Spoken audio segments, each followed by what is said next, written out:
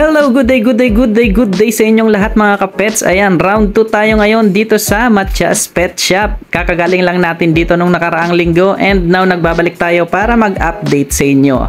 Ayan mga kapets, umpisahan natin dito sa mga danyos. Ito na feature ko na to nung nakaraan.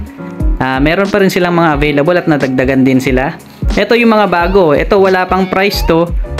Balloon mollies to pero semi-long body. Yan, hindi na siya ganun ka-balloon pero magaganda to. 24K to. 24K balloon mollies. Ayan, wala pa siyang price pero ayan, tignan nyo naman. Nasa ano pa lang to, young adult pa lang to mga to. Kaka-juvie pa lang nila, kakagaling pa lang nila sa juvie. So ayan, napakaganda ng mga pattern. At ito naman meron tayo ditong mga guppy chops. Ayan, yung mga mix na strain. So nadagdagan din sila last time, kokonti lang to. Ngayon mas marami. Ito nakahiwalay sila. Ito 35 pesos po ito. Ayan mga kapets. Yan ang dami. Parang halos lahat male yung ibinagsak dito ngayon . So ito naman guppy pa rin. Mas magaganda lang yung mga buntot nila at kulay. 40 pesos naman, tsaka mas malalaki to. Ayan, yung kanina 35 and ito naman 40 pesos. So same yan, mix pa rin yung strain yan. Kung tawagin natin ay chops yan. At ito, guppy naman, chops din to, 45 pero mas magaganda, mas matataba.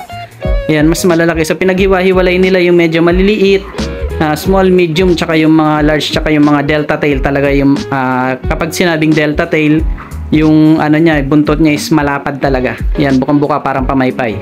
So ayan, meron ditong mga dem. Tapos may RDSS, parang meron din ditong mga red tail, mga chops ng pidirt, tsaka mix. Yan, meron sila. Tiger mosaic, meron sila dito. Ayan, halo-halo na.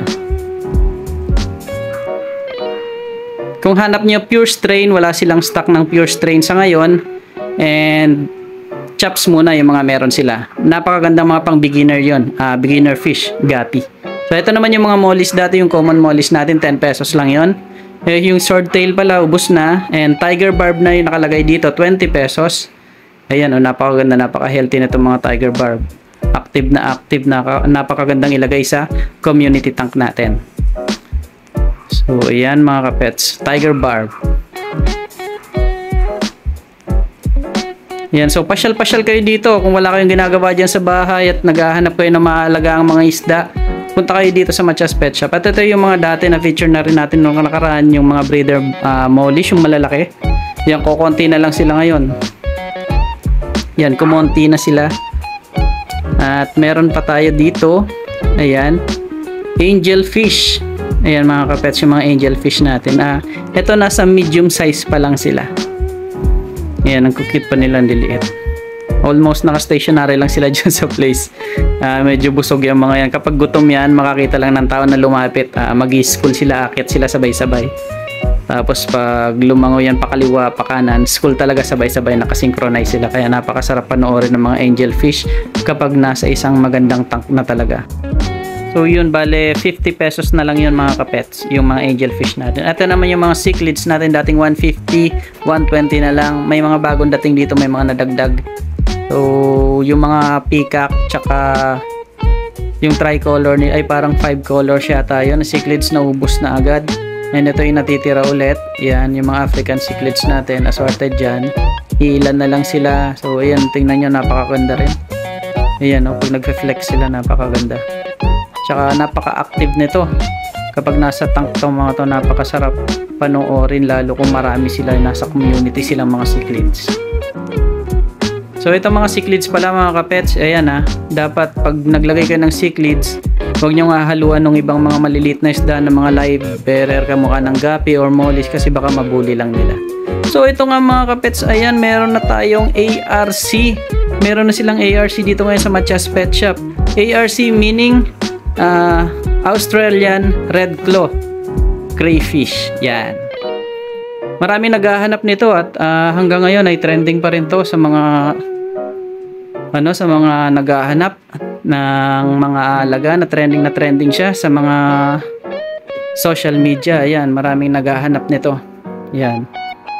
So napakahirap kasing humanap din ito dito, lalo dito sa Tarlac, ilan pa lang yung nag-aalaga nito at nakakapag-breed. So ito ang alam ko, nanggaling ito kay paring Mike Vargas. Yan, shoutout sa iyo paring Mike Vargas. Tsaka yung mga mollies naman galing din sa mga tropa natin yan, kina paring Roel. At ito naman yung mga Australian red claw na crayfish natin. Ayan, maliliit pa to, nasa medium size na siya, nasa 2 to 3 inches na to. Ayan, hindi pa masyadong lumilitaw yung pagka red claw niya tsaka yung pagka bluish niya, kasi nasa molting stage pa tong mga to. Lalaki pa yan at mag-i-improve pa yung kulay, ma-enhance pa. So meron tayo dito 250 lang yan isa. Ayan, kung naghahanap kayo niyan dito, kung nandito kayo sa Tarlac at sa mga karatig bayan natin na makakapanood nito, pwede kayong pumunta dito at meron tayong red claw. Yan, Australian red claw crayfish. Yung parang ano to, parang lobster to kapag lumaki, pero hindi sinlaki talaga ng lobster, pero mahalin tulad mo na yung itsura niya sa mga lobster na nasa salt water. So ito fresh water to, Australian red claw crayfish. Yan, pag lumaki to, nasa ano rin to, siguro sintaba rin ng 3 daliri pag pinagtabi-tabi mo. Yan, ganun yung pinaka-adult size niya. So may mga nakalagay na isda dyan, siguro nilagay nila to para pagkain din nila. Tsaka may maliliit na fry ng mollies, nakita ko. So yun, siguro nasa 10 to 15 pieces to nandito sa loob. Medyo naiilang lang sila sa tao kasi nakita ko to kay paring Mike, nasa ref tab to, dun sa breeding tab niya talaga. So ayun nga, kung naghahanap kayo ng crayfish, punta lang kayo dito sa Matias Pet Shop, meron sila dito. 250 pesos lang. So ito goldfish naman, meron sila dito, yung mga local goldfish na yan. Murang-mura lang yan, 35 to 40 pesos meron sila dito. Yan, napakagandang pang beginner fish din to sa mga nag-aquarium dyan, sa mga gustong mag-hobby, nag-i-start pa lang yan. Shubunkin naman, 40 pesos. Ayan, breeder type na to. Malalaki na sila. Kasi yung maliliit na to, yung mga ginagamit lang na parang pang feeders lang sa mga monster fish. Nasa 2 to 3 inches yan. Nasa ano lang yon, 20 pesos. 3 piraso na. So, wala silang stock noon. Yung maliliit, breeder yung meron sila dito. Tapos dito may mga nakahiwalay silang guppy. 60 pesos naman. All male to. Meron sila ditong Dumbo ear mosaic.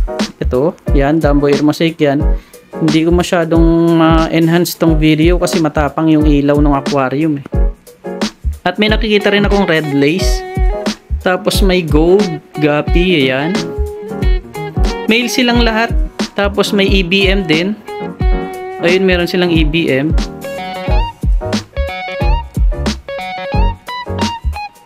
Ayan.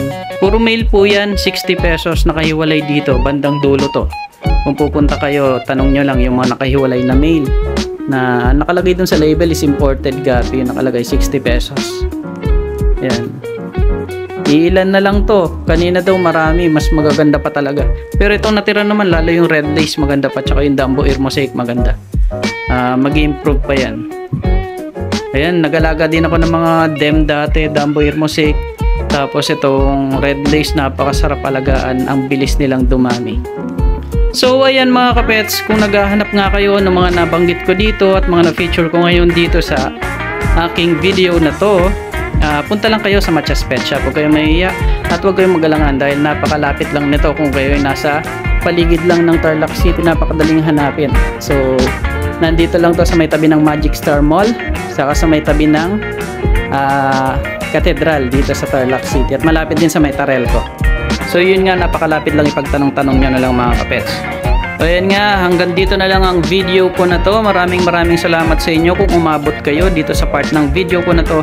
Salamat ng marami mga kapets. Ayan, hanggang sa susunod na update, sana may mga bagong dumating at mga kakaibang isda or ano man na meron tayong may feature dito sa video na to, dito sa Matias Pet Shop.